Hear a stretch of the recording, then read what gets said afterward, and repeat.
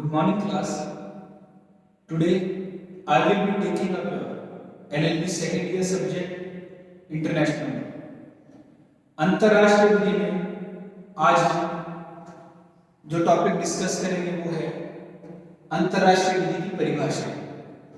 अंतरराष्ट्रीय विधि की परिभाषाओं का अध्ययन करने के बाद हमें पता चलता है कि अंतरराष्ट्रीय विधि की परिभाषाओं को दो हेड्स में डिवाइड किया जा सकता है। पहला क्लासिकल व्यू, दूसरा मॉडर्न व्यू। इन दोनों व्यूज को डिस्कस करने से पहले हम कुछ हिस्टोरिकल प्रोस्पेक्ट डिस्कस कर लेंगे।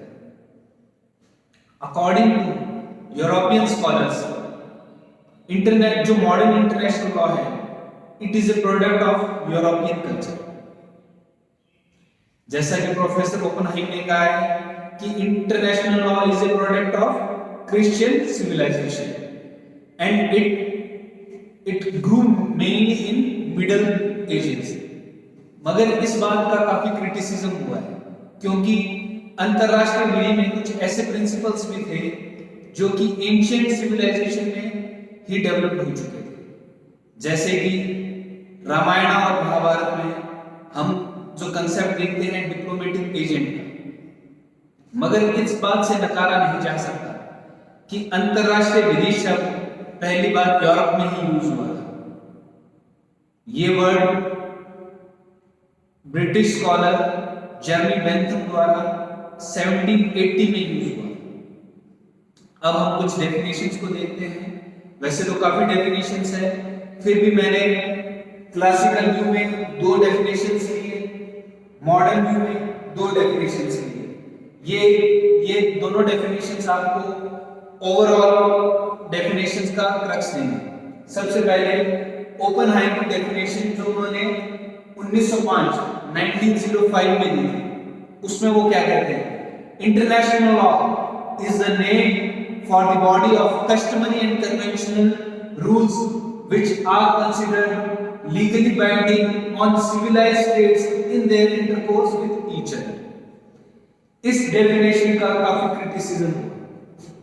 किन किन पॉइंट्स पे? पहला पॉइंट,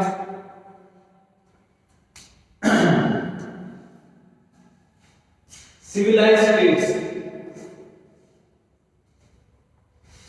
सिविलाइज्ड स्टेट्स पॉइंट्स पे इसका काफी क्रिटिसिज्म हुआ क्योंकि सिविलाइज्ड स्टेट्स की जो इन्होंने कैटेगरी दी थी उसमें सिर्फ वेस्टर्न कंट्रीज आते थे, और जब हम इंटरनेशनल लॉ का एम्बिट देखते हैं तो उसके अंदर वेस्टर्न कंट्रीज भी आती है और बाकी अदर कंट्रीज भी आती है।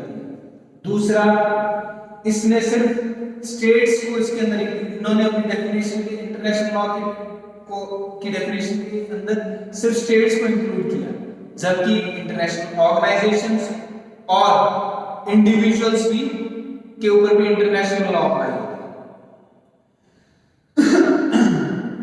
सेकंड जो डेफिनेशन आई वो थी ब्रेयर। इन्होंने भी कुछ ना कुछ उसी डेफिनेशंस क्लासिकल व्यू की उसी डेफिनेशन को इनकॉर्पोरेट किया। इंटरनेशनल लॉ में भी defined as the body of rules and principle of action which are binding upon civilised states in their intercourse with one another. तो कहीं ना कहीं दोनों डेफिनेशंस वही बात करती हैं। ये व्यू चेंज कब हुआ?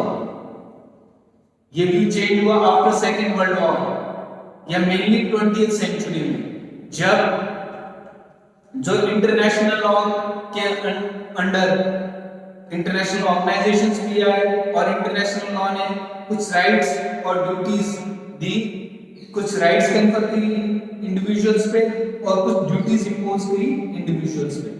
फिर जो डेफिनेशन आई उसमें हम दो डेफिनेशन लेंगे, फिनविक की और ओपनहाइम की, जो उन्होंने 1992 में।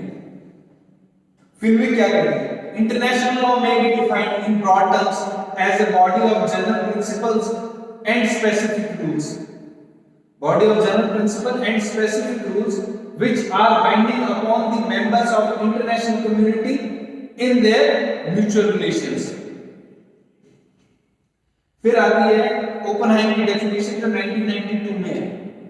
तब उन्होंने इस डेफिनेशंस जो रिसेंट डेवलपमेंट्स हुए थे, जैसा कि इंटरनेशनल ऑर्गेनाइजेशन और इंडिविजुअल्स को इन दोनों को इन्होंने अपने अपने इंटरनेशनल लॉ की डेफिनेशन में इंकॉर्पोरेट किया।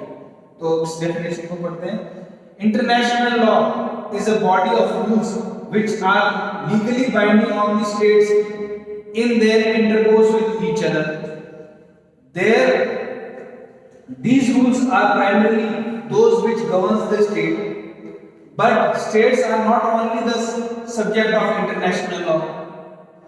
International organization or to some extent individual may be subject of rights conferred and duties imposed by international law.